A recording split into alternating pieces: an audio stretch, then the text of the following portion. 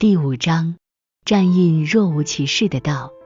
继续开会，距离他最近的是他的大堂弟，也是战家的2少爷战义臣。战义臣凑过来小声问着，大哥，我听到奶奶跟你说的话了，你是不是真的娶了那个叫什么童的？战印赏他一记刀眼。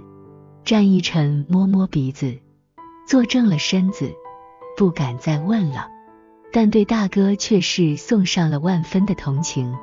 他们战家儿郎虽不用联姻来巩固地位，但大哥大嫂那是门不当户不对，仅是因为奶奶喜欢那个叫海童的姑娘，就让大哥娶了。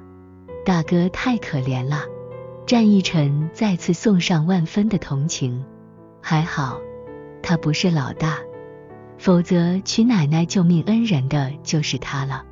海童不知道这些，他问清楚他的新家在第几楼后，自己拖着行李箱找到了新家。开了门后，他进屋，发觉房子挺大的，比他姐家里要大，装修的也很豪华。放下了箱子，海童先参观一遍房子，这以后也是他的家了。2厅4房1厨2卫2阳台，每个空间都挺大的。海童预估这套房子至少在200平方以上，就是家具很少，只有大厅里放着一套沙发、茶几以及一个酒柜。4间房里面只有2间房里放有床和衣柜，另外2间房里还是空荡荡的。主人房是套房，里面被分为卧室、小衣帽间、小书房、浴室兼洗手间，虽被分了些空间，主人房依旧很大，可以和大厅比个高低了。这应该是战印的地盘。海童选择了住在另一间有床的房间，挨着阳台，采光不错，跟主人房隔了1间房，这样夫妻俩也能保留着自己的私人空间。虽说领了证，海童想着主要战印不主动要求过夫妻生活，他是绝对不会主动提出来的。把自己的行李箱拉进房间后，海童又转进了厨房。厨房里干干净净，厨具一样都没有，两边阳台上也是空荡荡的。因为地方大，连2个阳台都给人很宽敞的感觉。海童觉得在阳台上养上些花草，再买张秋千椅回来摆在阳台上，闲时坐在秋千椅上看看书，赏赏花，惬意得很。看来战印平时是不在家里吃饭的，他现在住了进来，肯定要开火做饭。于是海童先从厨房入手，上网买了一堆厨具。至于在阳台上养花、买其他家具这种事情，他想等战印回来了，问问他的意思。怎么说都是他的房子，他是蹭住的人。下单买好厨具后，海童看看时间，得赶回店里帮忙了。他抄起钥匙，拿着手机匆匆地下楼去。等他回到店里的时候，刚好是学生放学的时间。好友沈小军关心地问他，童童，你上午去做什么了？我姐姐和姐夫最近因为我的事情，天天都吵，我想了想，还是搬出去的好。海童说着，看着好友无奈摊手，所以我上午就搬了出来。沈小军想起好友的那个姐夫，简直一言难尽，忍不住叹道，男人总喜欢说我养你，等真正要他们养的时候，却又嫌东嫌西，骂得半死。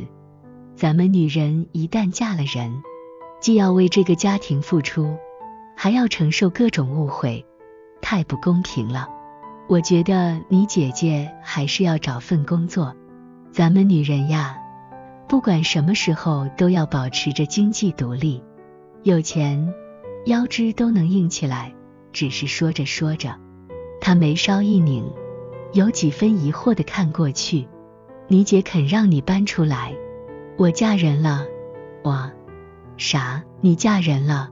你男朋友都没有，嫁给谁？沈小军先是点了点头，随即愕然地看着他，嗓音都拔高了几分。海童知道这些事情瞒不过他，只能老实地将所有的事情都说了出来。沈小军瞪着海童好半晌，伸手就戳海童的额，说你胆子还真够肥的，第一次见面就敢领证结婚。你要是实在找不到地方住，大可以搬来我家里住，我家里多的是空房间，要找人结婚也可以找我堂哥啊。第6章，海童笑道，你堂哥有女朋友，我找他做什么？结婚证已经领了，后悔也来不及了，只是你要替我保密，别让我姐知道真相，免得我姐难过。沈小军，他这个好友真是勇气可嘉，人家小说里的女主都是闪婚个亿万富翁。彤彤，你闪婚的那位也是吗？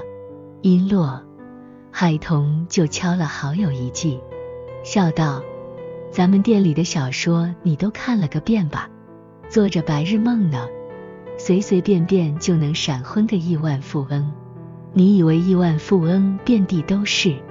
沈小军摸着被好友敲过的地方，觉得他说的也对，悠悠地叹了口气之后，才又问道，你老公买的房子在哪里？明苑花园那不错，那里的环境好，交通方便，离咱们店也不算远。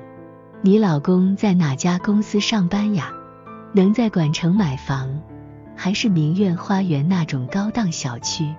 他的收入肯定很高，月供多少？需要你帮忙还房贷吗？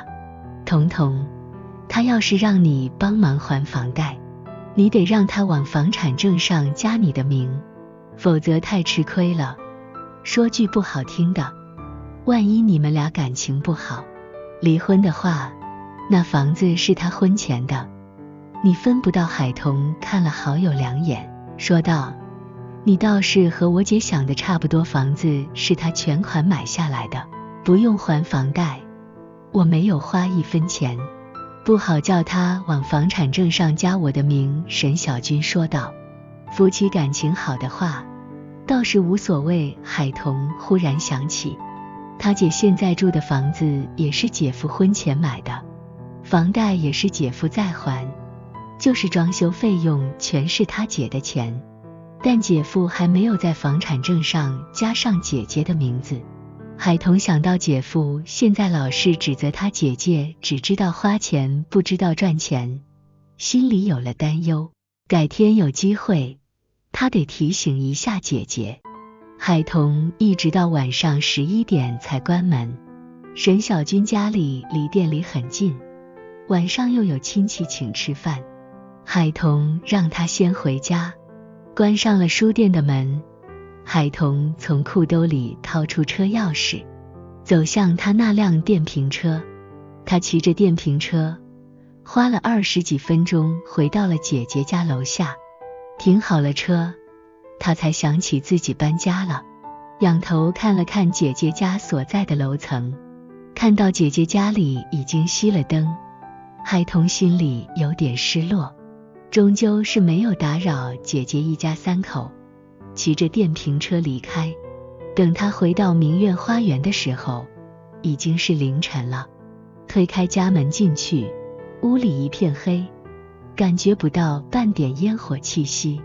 从行李箱里拿出睡衣，洗了个热水澡，又困又累的海童倒床便睡。与此同时的管城大酒店，战印在保镖的簇拥下走出自家公司旗下的大酒店。他刚和大客户谈好了一大笔的生意，客户被安排住在酒店里的总统套房。他想起今天才领证的新婚妻子，决定回家一趟。大少爷，是庄园里还是去山顶别墅？庄园是战家的老宅，山顶别墅是战役名下的一栋大别墅，他日常都是自己住在那栋山顶别墅里，偶尔才会回战家老宅陪长辈们吃一顿饭，尽尽孝心。去明苑花园，